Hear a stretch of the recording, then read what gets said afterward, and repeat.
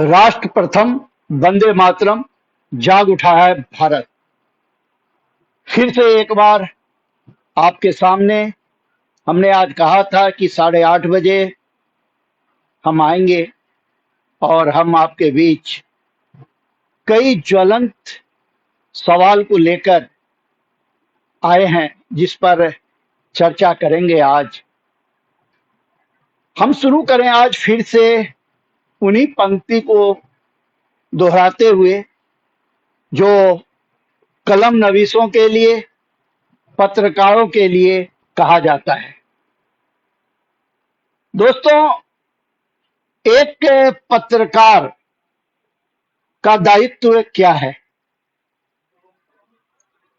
दोस्तों, मीडिया का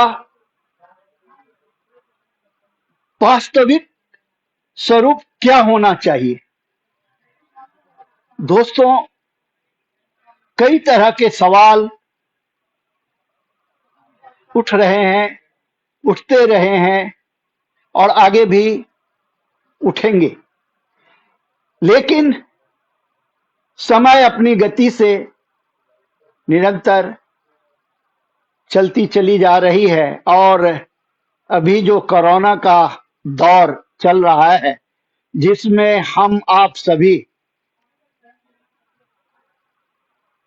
लॉकडाउन की स्थिति में अपने अपने घरों में हैं, बहुत सारी बातें सोचने को समय मिला और बड़ी ही गंभीरता से मंथन किया गया, चिंतन किया गया, जो क्या होना चाहिए।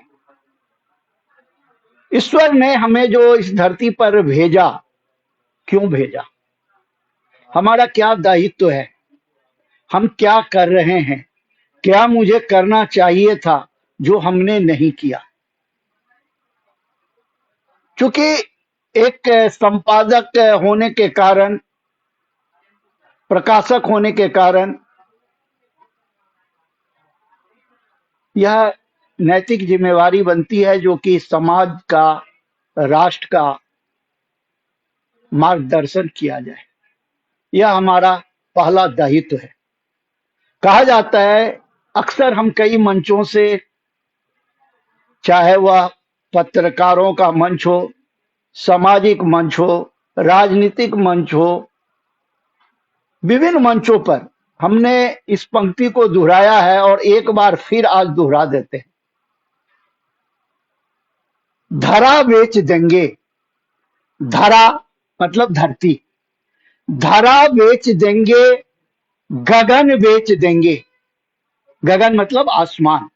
धरा बेच देंगे, गगन बेच देंगे, चमन बेच देंगे, सुमन बेच देंगे, अगर अगर सो गए कलम के सिपाही। अगर सो गए कलम के सिपाही, वतन के सौदागर वतन बेच देंगे। तो जिस प्रकार सीमा पर सुरक्षा के लिए हमारी सेना सजग रहती है, रात दिन वह कठोर परिश्रम कर अपने दायित्व का निर्वाह करने के लिए एक सजग प्रहरी की तरह खड़ा रहकर राष्ट्र की सुरक्षा करता है, उसी प्रकार हमारे देश के अंदर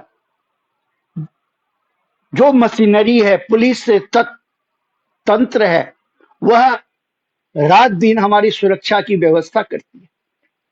उसी प्रकार सभी का अपना अपना दायित्व है। चिकित्सक का काम है चिकित्सा,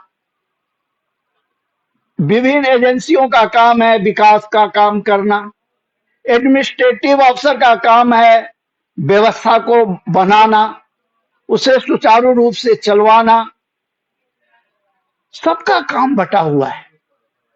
अगर प्रत्येक व्यक्ति, प्रत्येक संस्था ईमानदारी से अपनी अंतरात्मा की आवाज पर अपने अपने दायित्व का निर्वाह करे, तो मुझे नहीं लगता कहीं पर किसी भी प्रकार की कोई समस्या है। लेकिन जब हम अपने दायित्व को भूल जाते हैं, अपने कर्तव्य को भूल जाते हैं और अपने अधिकार को सिर्फ याद रखते हैं, तो अनेक प्रकार की समस्याएं वहीं से उत्पन्न होती है। दोस्तों, आज हम आपके सामने फिर से आए, इसका सबसे बड़ा कारण है कल जो हमारे पास खबरें आई, जो स्थितियां उत्पन्न हुई है, उसे लेकर मुझे आज आपके बीच आना पड़ा। नहीं तो सब कुछ बहुत ही सही ढंग से चल रहा था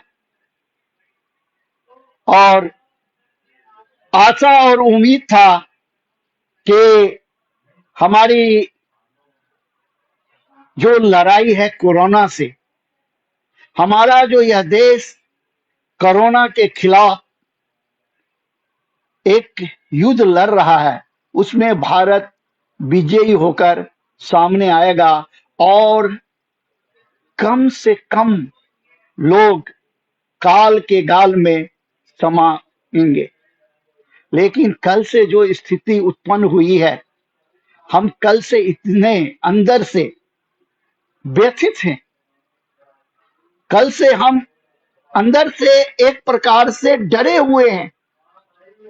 जिस प्रकार से वो 2 गज वाली बात को खत्म कर दिया गया है,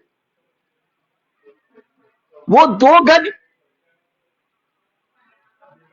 को भुला दिया गया है, उस 2 गज को नजरअंदाज कर दिया गया है, सिर्फ और सिर्फ इसलिए कि पीनी है, मुझे पीनी है, मुझे पीनी है। जब 40 दिनों तक बगैर पिए जिया जा सकता है, तो क्या 10-15 दिन और 20 दिन और उसे नहीं टाला जा सकता? चूंकि हमारे ऊपर नशा मुक्ति जागरूकता अभियान के राष्ट्रीय संयोजक का दायित्व भी है और हमारी संस्था, हम लोग लगातार नशा का विरोध करते रहे। इसलिए विरोध तो हम, जब यह लॉकडाउन की स्थिति खत्म हो जाएगी, उसके बावजूद भी हम विरोध और हमारी संस्था विरोध करेगी। लेकिन अभी हम विरोध नहीं कर रहे, अभी हम हकीकत से सरकार को, व्यवस्था को अवगत कराना चाहते हैं, समाज को, राष्ट्र को अवगत कराना चाहते हैं। जो सोशल डिस्टेंसिंग का जो एक स्वरूप था, वो जो भंग हुआ है, वह बहुत ही खतरनाक है और इसका बड़ा ही दुष्परिणाम सामने आएगा। और जब आएगा तो एक दूसरे के ऊपर सिर्फ आरोप प्रत्यारोप का दौर चलेगा। इस सरकार की गलती है, उस सरकार की गलती है, उस एजेंसी की गलती है, उस एजेंसी की गलती है। लेकिन जो हजारों लोगों का प्राण चला जाएगा, उनके जो उससे जो मौत होगी, उसके लिए आखिर कौन जिम्मेवार होगा? यह एक बहुत बड़ा यक्ष प्रश्न है, जिसका जवाब हमारी सरकार को, हमारे रहनुमा को खोजना चाहिए। जो यह आपने क्या कर दिया? ठीक है, हम इससे आगे भी आएंगे, हम उस पर भी चर्चा करेंगे, हम उस पर भी आज खुलकर बात करेंगे।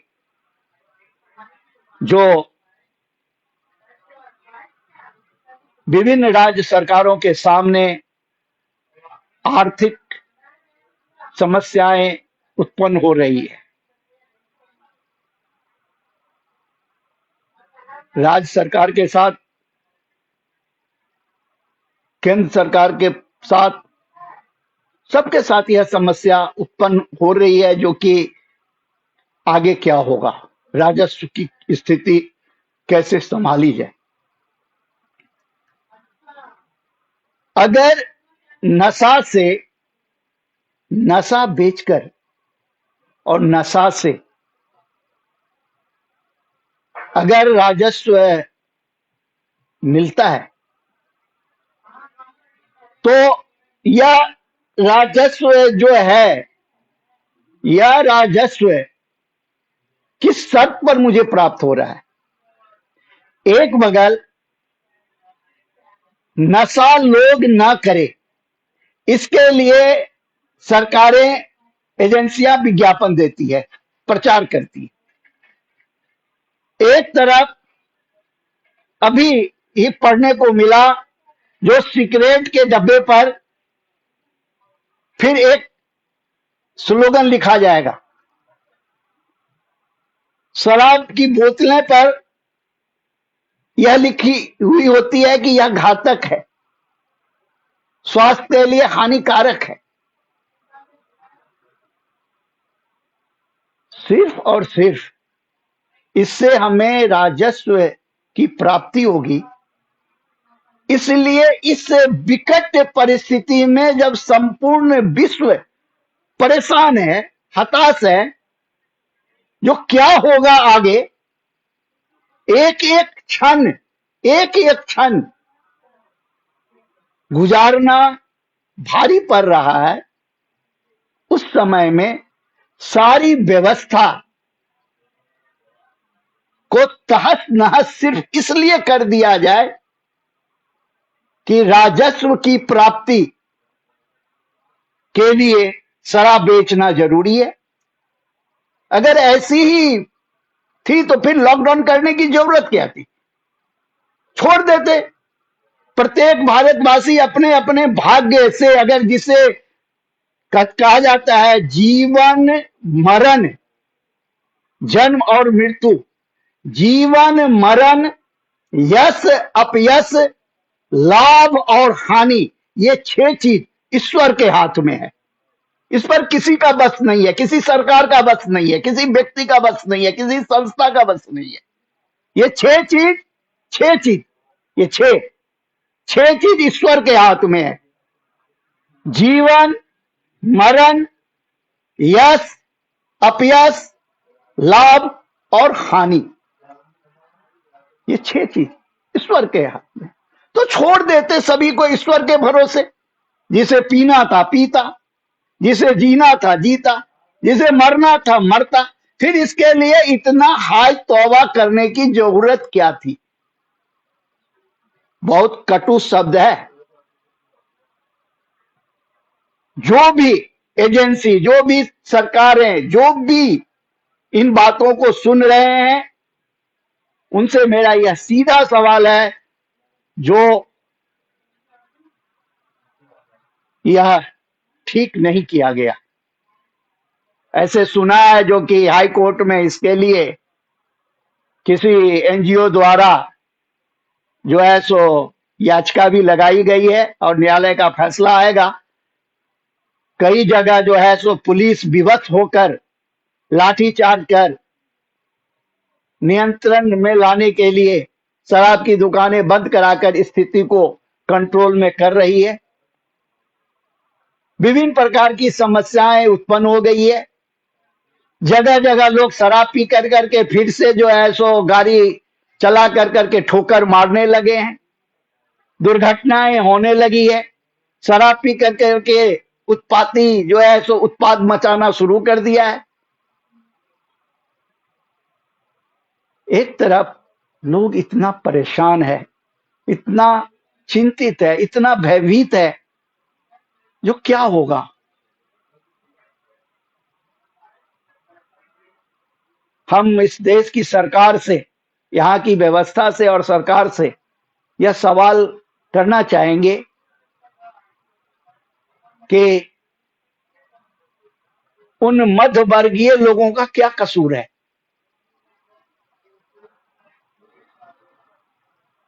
कभी उस मध्य वर्ग के बारे में सोचिए जो वो कैसे अपना जीवन यापन कर रहा होगा इस लॉकडाउन की स्थिति में। वो किसी से मांगने के लिए भी नहीं जा सकता, वो कहीं लाइन में भी नहीं लग सकता, उसके पास राशन कार्ड भी नहीं है। स्वाभिमानी है,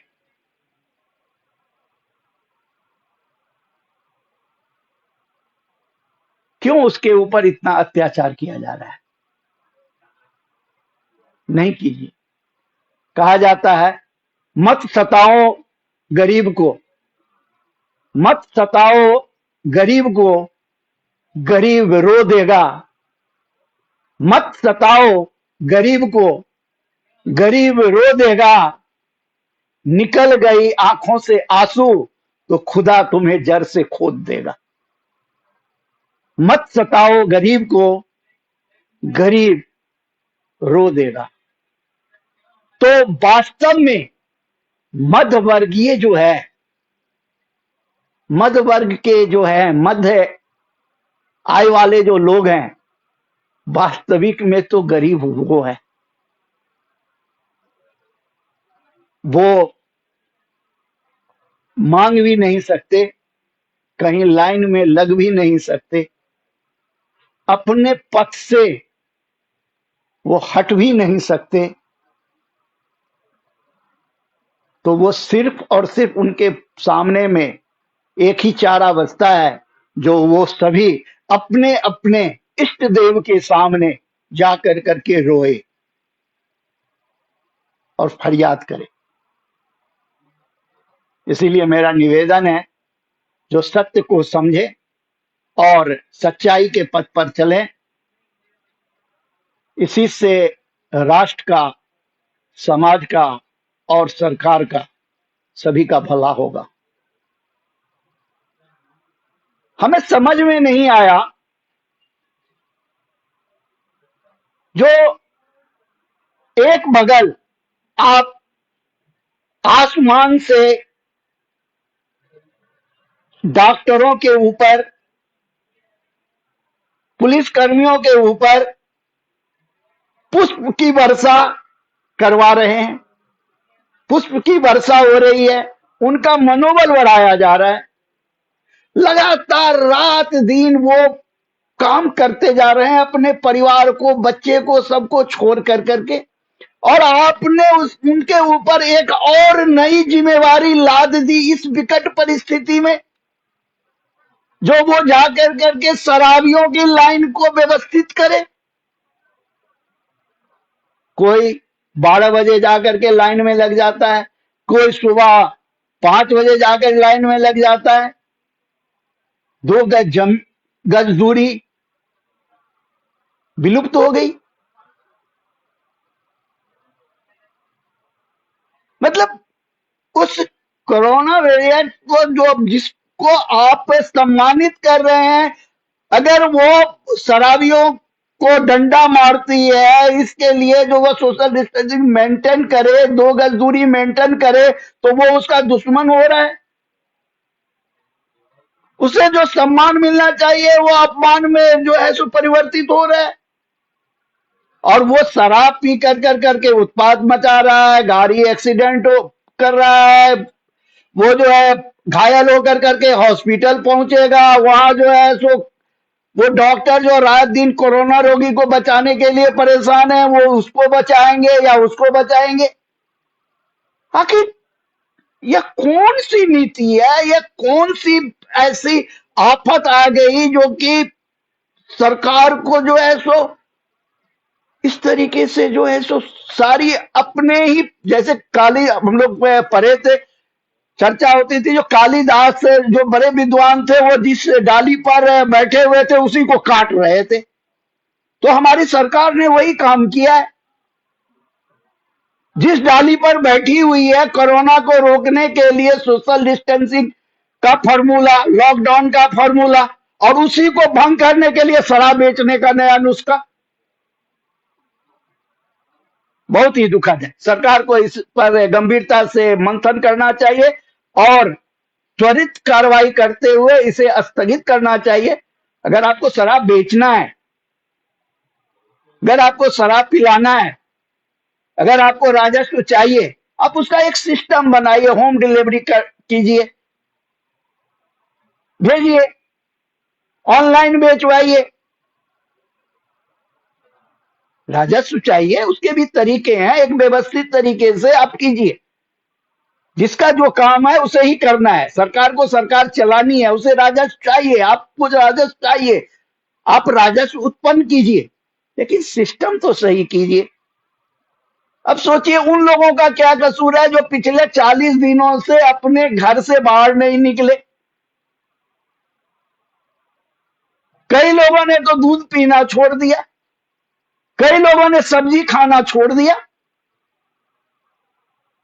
किसी प्रकार रोटी नमक खा कर करके अपना जीवन यापन कर रहे हैं ताकि कोरोना से बच सके। उनके कारण किसी को कोई प्रॉब्लम ना हो, अपना भी जीवन बचे, अपने परिवार का भी जीवन बचे। तो वो सारी व्यवस्था भंग हो रही है। इसीलिए मैं केंद्र और राज्य की सरकार से हाथ जोड़ कर करके ये निवेदन करना चाहता हूं कि सख्त कदम उठाते हुए इसे व्यवस्थित तरीके से बेचवाने की व्यवस्था करें, या दुकान खोल करके लाइन लगवा कर करके ये नहीं हो सकता। सोशल डिस्टेंसिंग मेंटेन हो ही नहीं सकती शराब की दुकान पे। जब अन दिनों में नहीं होती है तो अभी क्या होगी?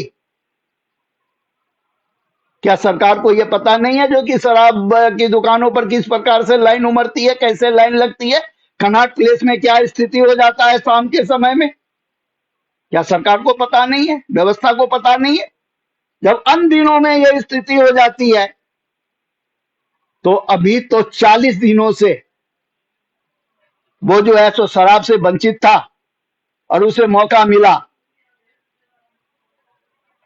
चलिए, खैर इन्हीं बातों पर अगर हम काफी देर तक लगे रहेंगे तो ये नहीं है। शराब के दुष्परिणाम, मौत अलग, बीमारी अलग, और सबसे बड़ी समस्या पुलिसकर्मियों के सामने उत्पन्न हो गई है, क्योंकि शराब पी कर करके उत्पात मचाएंगे।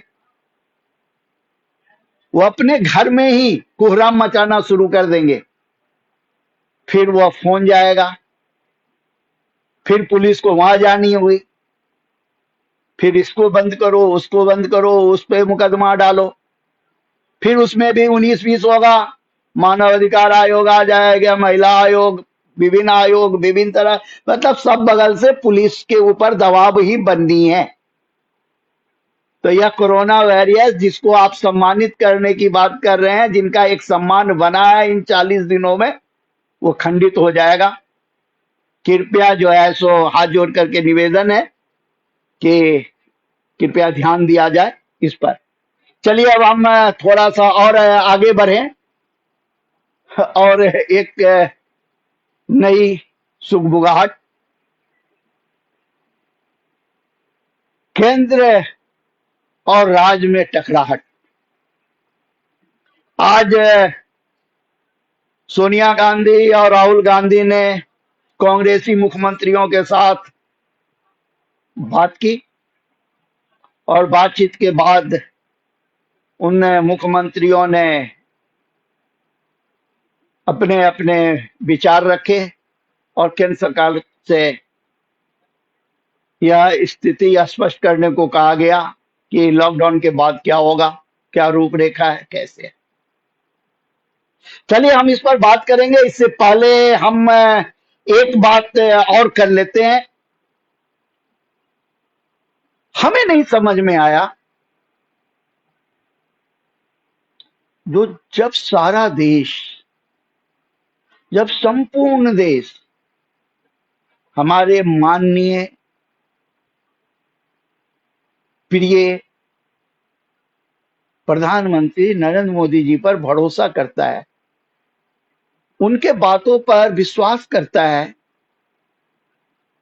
उनके कहने पर ताली थाली बजाने के लिए निकल पड़ता है, उनके कहने पर अपने अपने घरों पर दिए, मोमबत्ती और टॉर्च जलाने के लिए उमड़ पड़ता है, उनके कहने पर वो अपने घरों में कैद हो जाता है, उनके कहने पर वह सोशल डिस्टेंसिंग को मेंटेन करता है, उनके कहने पर वह 2 गज की दूरी बना के रखता है। जब वह 2 बार लॉकडाउन की घोषणा करने के लिए आए, तो फिर तीसरी बार वो क्यों नहीं आए? क्यों नहीं उन्होंने राष्ट्र को फिर से एक बार कहा कि जरूरत है अभी और लॉकडाउन की? और आज जो यह सवाल उठने लगा है विभिन्न राज्यों के मुख्यमंत्री द्वारा,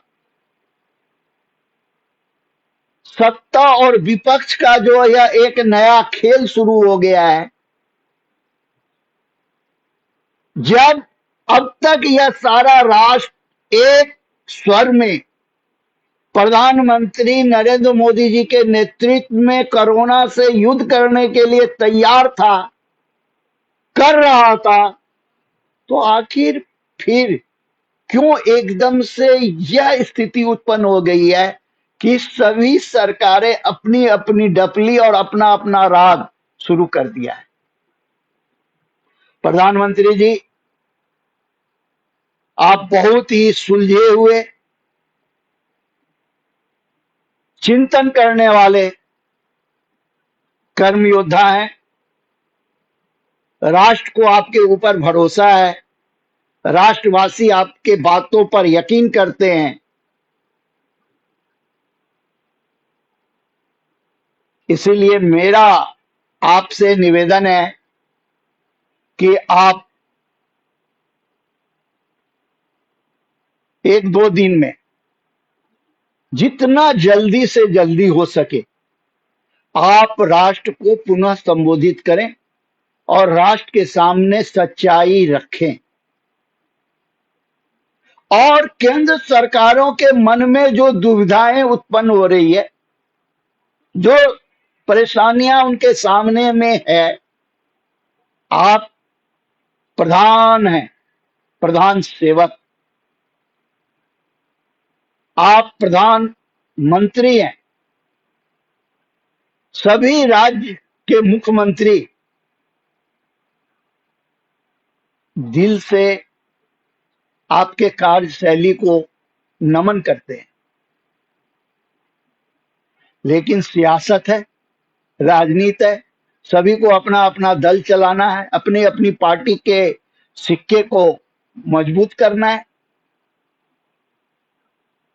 तो सियासत तो होती है, लेकिन वो लोग आपको अपना बड़ा भाई मानते हैं और आप एक बड़े भाई युधिष्ठिर की तरह आप उन्हें धर्म नीति का ज्ञान दें और उनकी समस्याओं को, उनके राज्य की समस्याओं को, क्योंकि किसी भी राज्य की जो जनता है वो आपकी जनता है,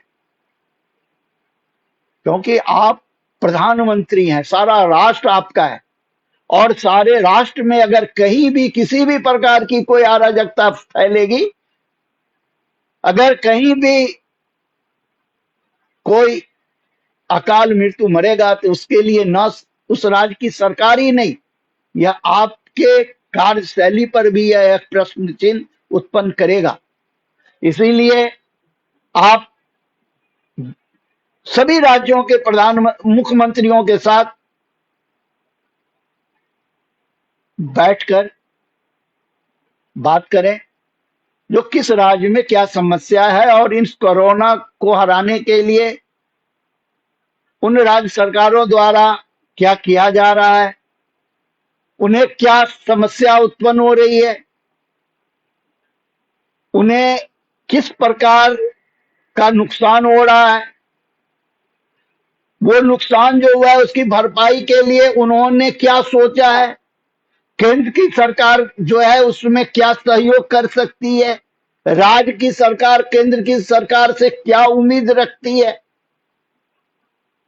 और केंद्र की सरकार उनके समस्याओं के समाधान के लिए क्या कर सकती है। क्योंकि सब कुछ आपको ही करना है, क्योंकि लीडर जो होता है, सेनापति जो होता है, सारी जिम्मेवारी जो है सो उसकी ही होती है। और आप आज की तारीख में राष्ट्र के सेना नायक हैं, और सेना नायक अगर कमजोर पड़ गया तो युद्ध किसी भी कीमत पर नहीं जीता जा सकता। इसीलिए हमारा आपसे नर्म निवेदन है, जो इस पर त्वरित कार्रवाई करें और राज्य सरकारों से आप बात करें और उनके मन में जो द्वंद्व है उस द्वंद्व को समाप्त करें। कोई बहुत बड़ी समस्या नहीं है। यह देश ऋषि और कृषि प्रधान देश है। ऋषि और कृषि, मैं फिर से एक बार दोहरा रहा हूं, यह राष्ट्र जो है ऋषि और कृषि प्रधान राष्ट्र है। यह नशा के राजस्व से चलने वाला राष्ट्र नहीं है। इसीलिए आप सभी राज्य सरकारें और केंद्र सरकार ऋषि और कृषि के महत्व को समझें। यह राष्ट्र जो है सो सभी समस्याओं पर विजय प्राप्त कर विश्व गुरु बन के रहेगा। लेकिन जब आप शराब बेचेंगे, शराब पिलवाएंगे, तो जब समुद्र मंथन हुआ था तो अमृत और विष दोनों निकला था।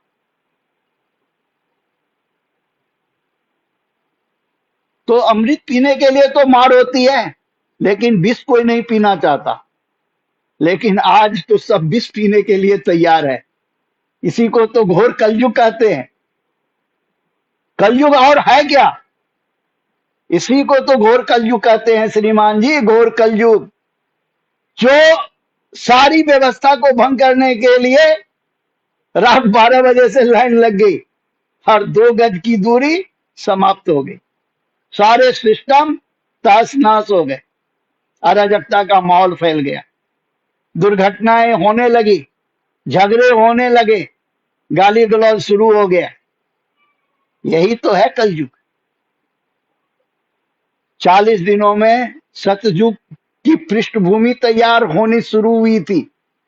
नदियां साफ होने लगी, गंगा का पानी जो है सो फिर से जो है सो निर्मल होने लगा, पशु पक्षी सब निर्भय हो गए, प्रकृति हंसने लगी थी, खिलखिलाने लगी थी।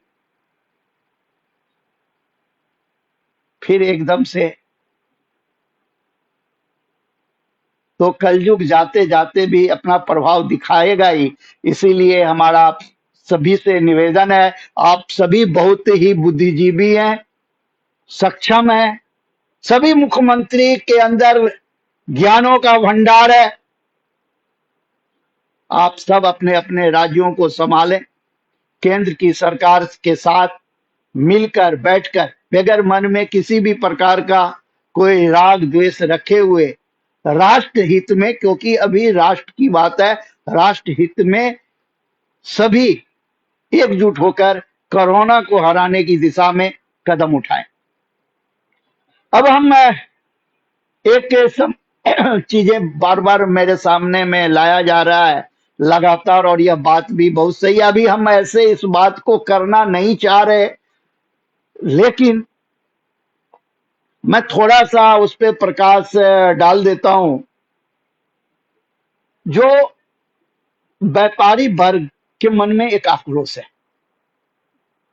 व्यापारियों का कहना है कि सरकारें जब हमसे जो चीज कहती है हम करते हैं, लेकिन सरकार हम छोटे मझौले व्यापारियों की ओर ध्यान नहीं देती, हमारी समस्याओं को नहीं समझ रही है। जबकि मैं इस बात को अच्छी तरीके से जानता हूं, जो माँ बाप के लिए बच्चे सभी एक समान होते हैं। माँ बाप कभी किसी बच्चे के साथ भेदभाव नहीं करता, वो आवश्यकता अनुसार और अपनी क्षमता के अनुसार जब जिसे जो देना होता है वो देता है। हम लोगों की भी शिकायत है। हमारे छोटे एवं मझौले समाचार पत्र, जिसका मैं दिल्ली प्रदेश का अध्यक्ष भी हूं, मेरे ऊपर यह जिम्मेवारी है जो मैं छोटे एवं मझौले समाचार पत्र के लिए आवाज उठाऊं। हमने कई बार केंद्र और राज्य की सरकार से यह मांग की है कि छोटा और मझौला समाचार पत्र जो है, यह एक व्यक्ति, दो व्यक्ति, चार व्यक्ति, 10 व्यक्ति, ज्यादा से ज्यादा 20 व्यक्ति का एक आंदोलन है। उससे यह कोई चिंता नहीं है जो उसके बच्चे क्या खाएंगे, कैसे पढ़ेंगे। बस उसके अंदर एक जुनून है सत्य लिखने की, गांव की, कस्बों की, राज्य की, अनुमंडल की, प्रमंडल की, कमिश्नरी की, जिला की खबरें किसी भी तरीके जो है सो सरकार तक, व्यवस्था तक पहुंचे, यह जुनून। जब देश गुलाम था तो अंग्रेजों के खिलाफ छोटे एवं मझौले समाचार पत्रों ने जो भूमिका निभाई राष्ट्रभक्ति की, हकीकत में आज भी छोटा एवं मझौला समाचार पत्र वही भूमिका अदा कर रहा है।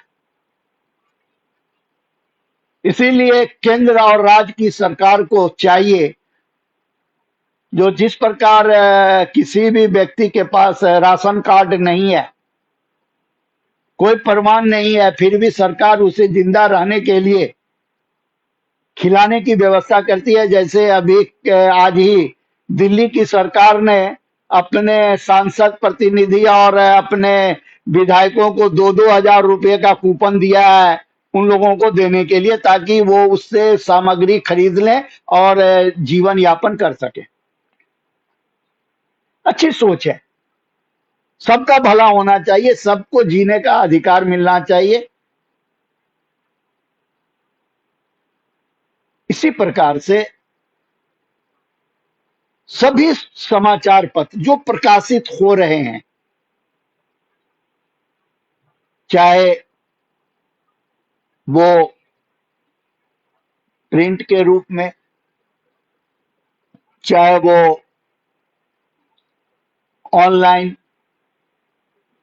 जिस प्रकार से भी छोटा एवं मझौला समाचार पत्र अपनी सेवा राष्ट्र को दे रहा है, उसे जिंदा रखना बहुत ही जरूरी है। इसीलिए केंद्र की सरकार और राज्य की सरकार का यह दायित्व है, सभी अपने अपने क्षेत्र के अधिकारियों को यह निर्देश दें कि उन समाचार पत्रों के सामने में जो समस्याएं हैं उस समस्या को दूर किया जाए और यह देखा जाए जो कि उनका भी कर्मचारी, उनके भी सहयोगी, कर्मचारी तो कह ही नहीं सकते क्योंकि छोटे व मझौले समाचार पत्र में से जो भी जुड़ते हैं वो जो है सो एक योद्धा है, योद्धा। उनके अंदर एक जुनून है, सत्यमेव जयते, राष्ट्र प्रथम,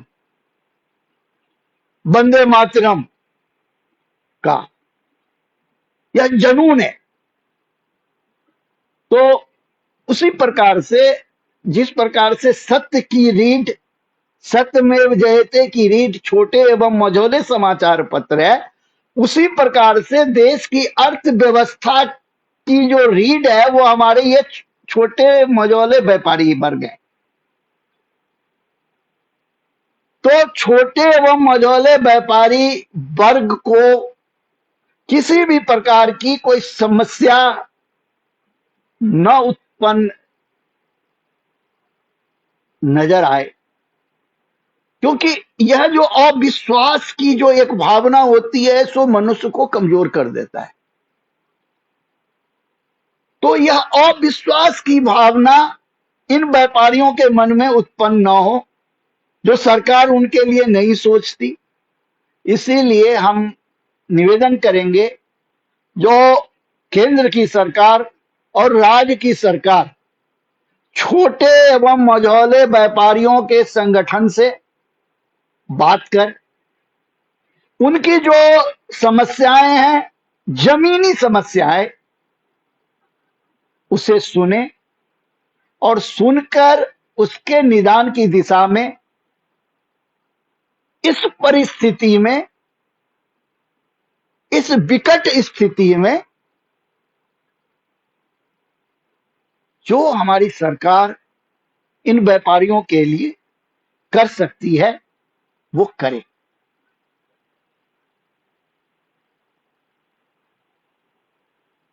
हम तो हमेशा ये चाहते हैं और ये कहते हैं, नफरत करने वालों के सीने में प्यार भर दूं, मैं हूं वो परवाना पत्थर को मोम कर दूं।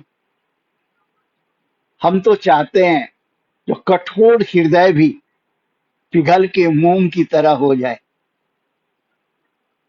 काफी देर से हम आप लोगों से बात कर रहे हैं, आप लोग भी काफी धैर्य पूर्वक जो है सो इन सारी बातों को काफी देर से सुन रहे हैं, और हमने जो भी बात कही है जमीनी हकीकत से रूबरू होकर कर करके रखा है सरकार के सामने, व्यवस्था के सामने, आपके सामने में। आपसे हमारा यह निवेदन होगा कि आप लोग भी इसे ज्यादा से ज्यादा शेयर कर करके इस आवाज को, हमने तो अपने स्तर से जो बातें आप लोगों ने मेरे सामने रखा हम तक पहुंचाया, और हमने जिसे सत्यमेव जयते के पथ पर चलते हुए राष्ट्र प्रथम, वंदे मातरम, जाग उठा है भारत के सिद्धांत पर चलते हुए हमने जो अनुभव किया वो हमने रख दिया। अब इसे एक आवाज के रूप में सरकार तक, व्यवस्था तक पहुंचाना, अपने भाइयों तक पहुंचा करके उनमें एक विश्वास जगाने का काम करने का दायित्व आपका है। हमने अपना काम किया, अब आप अपना काम कीजिए। इन्हीं शब्दों के साथ राष्ट्र प्रथम, वंदे मातरम, जाग उठा है भारत, जाग उठा है भारत। नमस्कार।